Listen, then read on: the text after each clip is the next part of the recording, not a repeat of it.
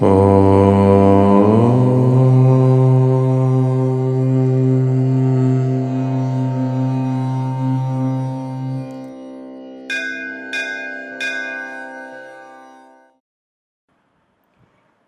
Gita, the inspiring and illuminating story of Lord Rama in several recessions, is known the world over and is a part of life in every Hindu's home in India. It is a vast ocean, very deep, and it is not possible for this humble sevak to discuss the sacred story in a little book like this. We have therefore touched upon some of the points and parts of the huge volume. Our heart flows out to the modern man, whose skepticism about Ramayana is understandable due to the impact of science and distance of centuries between Lord Rama and us. No wonder Einstein, the greatest scientist of our times, had recorded the life of Gandhiji in these words. Generations to come will scarcely believe that such a one in flesh and blood ever walked on the earth.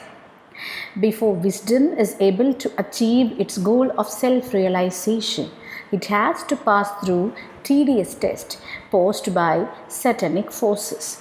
Remember the evil dose of Mara when the Buddha was bent upon achieving self-realization under the Bodhi tree. So was the case with Jesus on the Mount. Hence, it is necessary to look into the Ramayana as to what it teaches. Apart from the lessons which we can derive from the instances and characters of the persons, there is much more in the Ramayana which we can call as direct teaching, constituting the most impressive portion of the Ramayana, well known as the Rama Gita, the Upadesha, given at different places to different people at different times. The following extracts are reproduced like a few dew drops from the sky for the benefit of the readers. Thereupon Rama imparted to Lakshmana that knowledge which is declared by the Vedas for the eradication of ignorance. The aspirant should first perform in a disinterested manner without caring for fruits all those duties which are enjoined upon by one's own caste and order and purify his mind.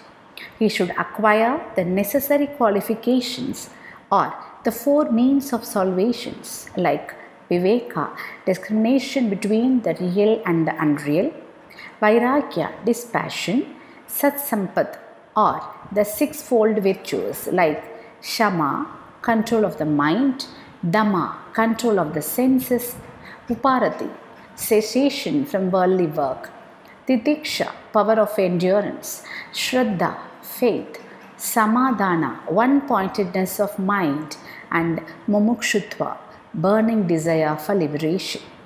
All actions lead to rebirths. Man does good and bad actions, dharma and adharma, and reaps the fruits of his actions like pleasure and pain. Karma produces body, and from body arises work.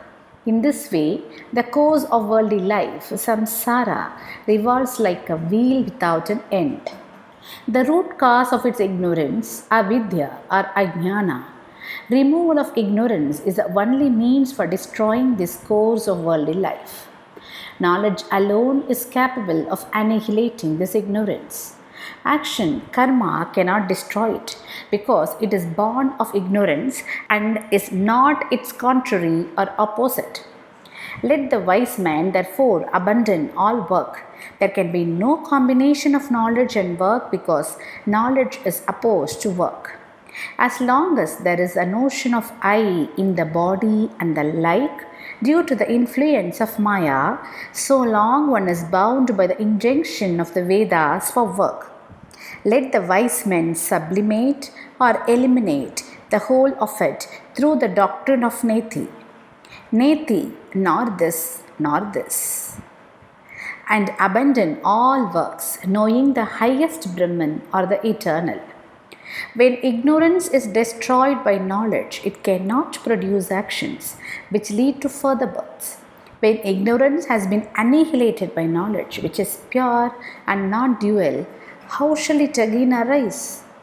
It's only the intellect of one of who superimposes the self Atman upon the non-self Anatma that entertains the idea of sin in the non-performance of action. The intellect of the sage has no such idea. Therefore, the wise should renounce action which is enjoined as obligatory. It is meant only for those whose minds are attached to the fruit of action. When the limiting adjuncts, like the part and walls of the room, are broken, the ether in the part and in the room becomes identical with the universal ether. When the body part is broken by the dawn of knowledge, the individual soul becomes one with the Supreme Self. Oh.